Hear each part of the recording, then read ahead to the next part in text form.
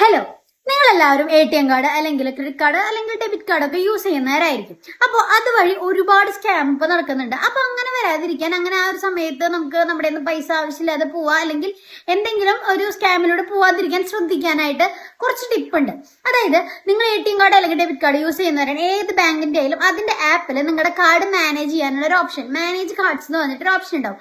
അതില് ഡൊമസ്റ്റിക്കും ഇന്റർനാഷണൽ എന്ന് പറഞ്ഞിട്ട് രണ്ട് സെക്ഷൻ ഉണ്ടാവും.